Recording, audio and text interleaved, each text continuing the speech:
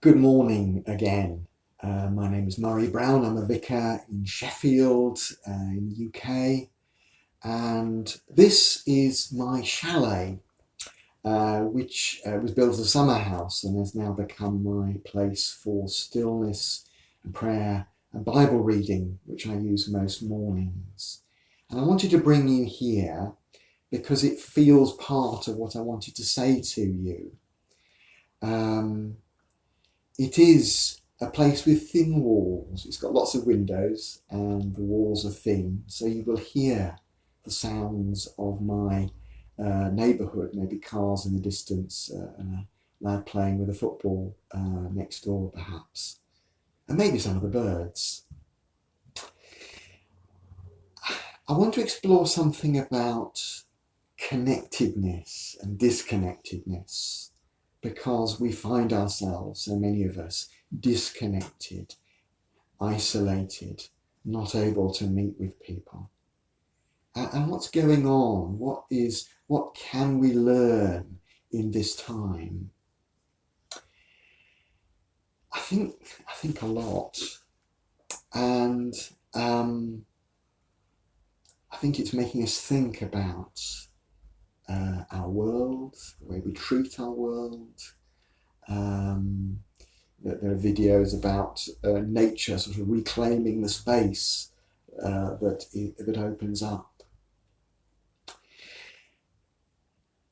Let me tell you about my experience, if that's helpful. And by the way, I appreciate your feedback and do give me nudges in the right direction. What I'm saying this morning came out of listening to a podcast earlier and some things buzzing in my mind. But do tell me if there are things you want me to explain a bit more or whatever, or nudge me in the right direction. Don't worry, I won't be doing one every day forever. I'm certainly having some time off towards the end of the week. Connection. How can we connect more with ourselves, the natural world, and other people? And for me, it starts with stillness, as I've said before. And if you want to do something to follow this up, can I recommend a book? And thanks, Tim, for your recommendation of it to me last summer. And it is Mindfulness, Finding Peace, a Practical Guide to Finding Peace in a Frantic World, by Mark Williams and Danny Penman. If you Google it, you can find it, and you can pick it up secondhand for about £5 from online secondhand bookshops. And I would say it's £5 well spent. Certainly if you find you have a little space. It's not an easy read. It's tough going in places. It's really packed with lots of stuff that I learned through counselling and I've been learning in the last couple of years. I haven't got a copy to wave because I've lent it to someone again. But it really is an excellent book. So if you have space, order it and work through it. It's an 8-week course. You won't be able to do everything because we can't go to cinemas at the moment, but you can do most of it. Enough. It's finding what he's saying, how it works for you, how you integrate that into your life.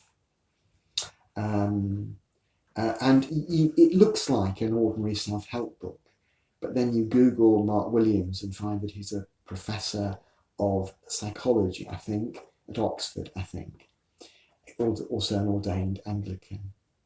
It is a secular book, but it is also deeply spiritual, I think.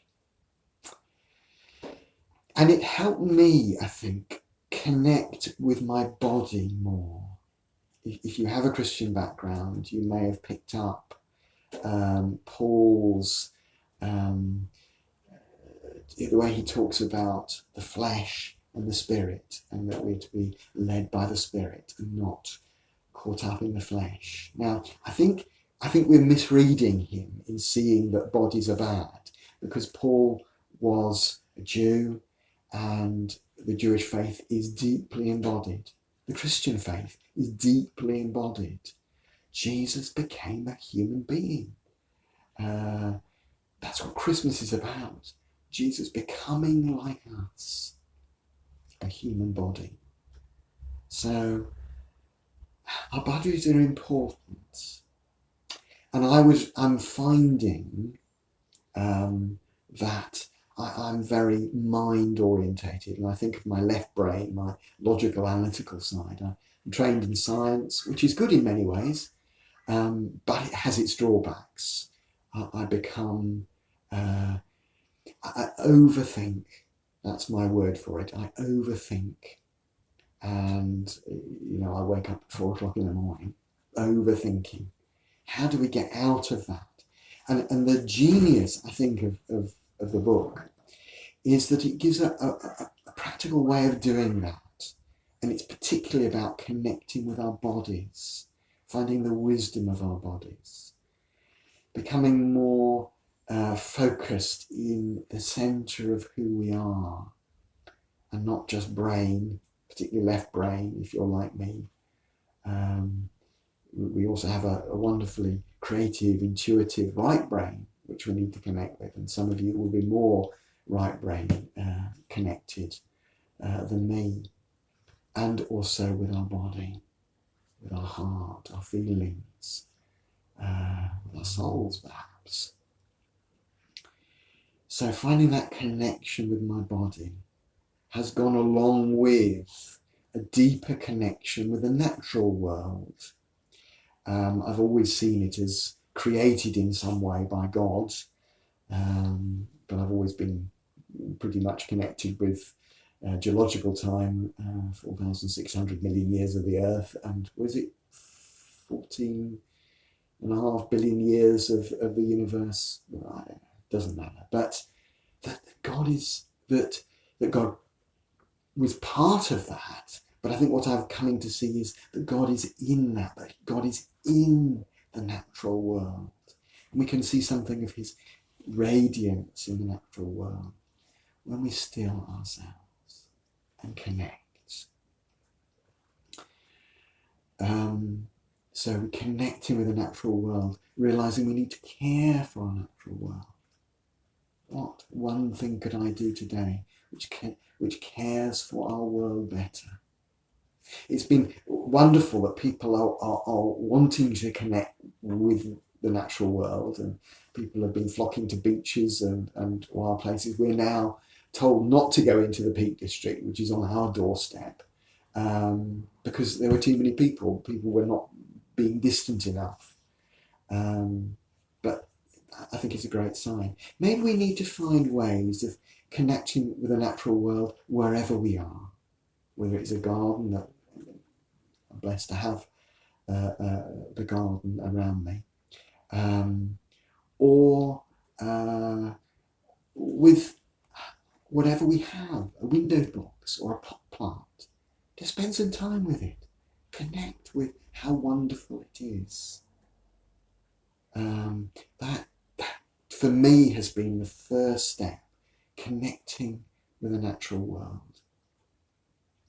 And then a second step is to connect, I suppose connecting with my body, connecting with the natural world, and then connecting with people. Seeing that there is something amazing about everyone. Yes, I know people are annoying as well, but overcoming that to connect with, I'm wanting to say, the Spirit of God who is in all people.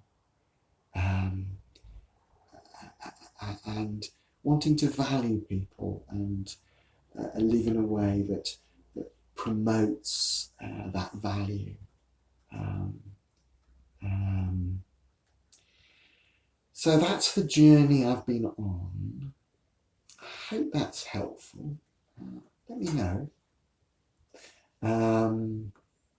And it's been great to share this time with you in my chalet, and the birds I can hear around.